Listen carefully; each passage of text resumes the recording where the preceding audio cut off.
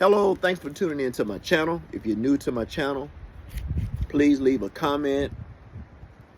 You can like the video and also share this video. Today I want to talk to you about the importance of just using common sense when it comes to credit cards and your finances. And this is going to be a common theme in my videos because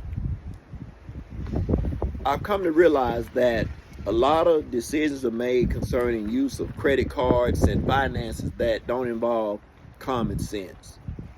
Because if we get back to using common sense, we can get out of credit card debt and manage our finances a lot better, and even increase our finances by simply using common sense. You know, one of the things that get people into credit card debt is simply buying things they can't afford. And I believe that credit cards have enabled people to buy things that they can't afford to their detriment. People are hurting because they're in so much credit card debt. Over 39% of people are carrying balances on credit cards. And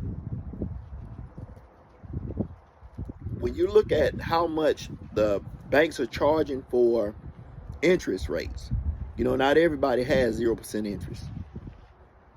Some people are paying 28% interest. I received a credit card offer the other day where once the 0% interest ended, the credit card interest was going to be at least 39%. I thought that was ridiculous.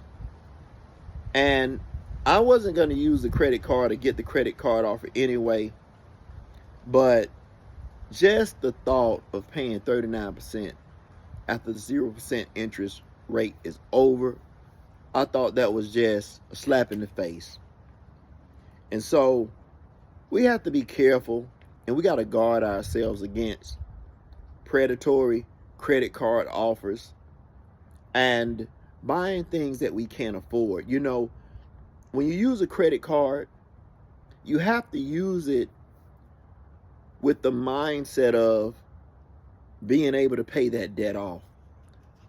Sometimes we make purchases with credit cards that we can't afford, but because we can, we go ahead and make that purchase anyhow.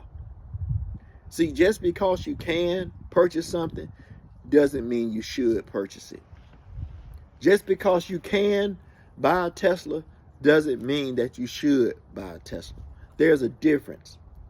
When it comes to buying cars, appliances, things of that nature, furniture, whatever it may be, if what I have is serviceable and good,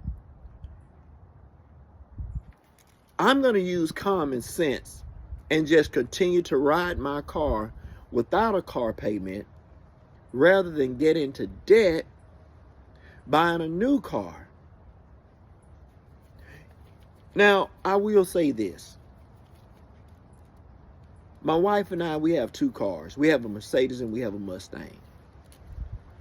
I primarily drive the Mustang. I also drive the Mercedes a lot. So, for other people who might not be in my situation, who don't have the luxury of being able to get into a car that's a later model, you might say, well, yeah, that's you because of your situation. I wouldn't be pressured to buy a newer car now, even if we didn't have the Mercedes. If we had two vehicles that we can get around in, I wouldn't be pressured to buy a new car just to keep up with everybody else or just to have a particular image. I wouldn't, because my financial well-being and my mental well-being and peace is more important to me than trying to impress other people. So we just really have to make wise decisions and use common sense that, hey, you know, until this vehicle is in a place of decline, I'm going to keep this vehicle. I'm going to save some money. I'm going to pay off debt.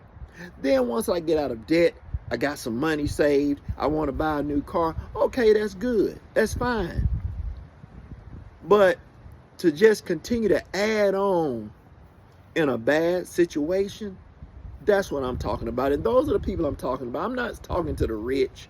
I'm not talking to people who make, you know, multiple millions a year, who are not overwhelmed with debt, because even some millionaires are overwhelmed with debt.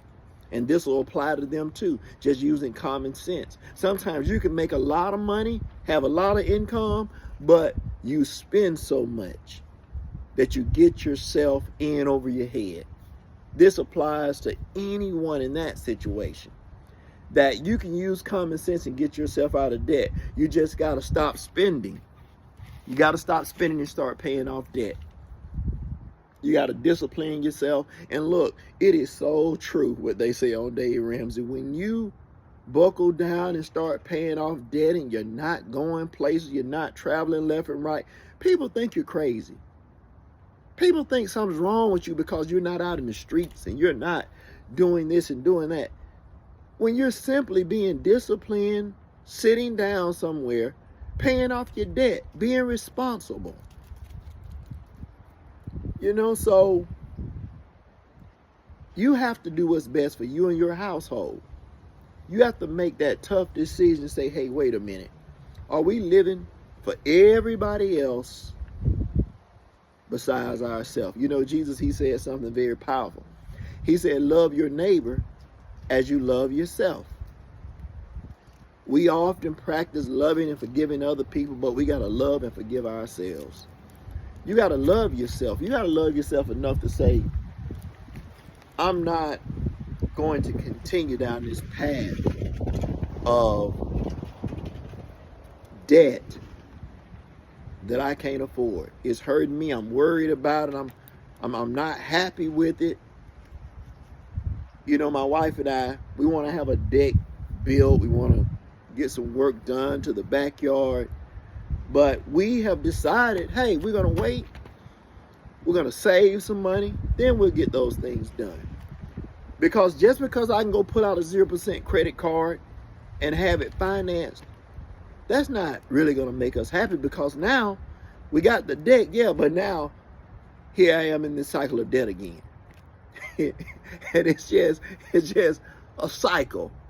You get out of debt to get back in debt. You get out of debt to get back in debt. Hold on, wait a minute. Who's in control here of my money? Me or the credit card companies?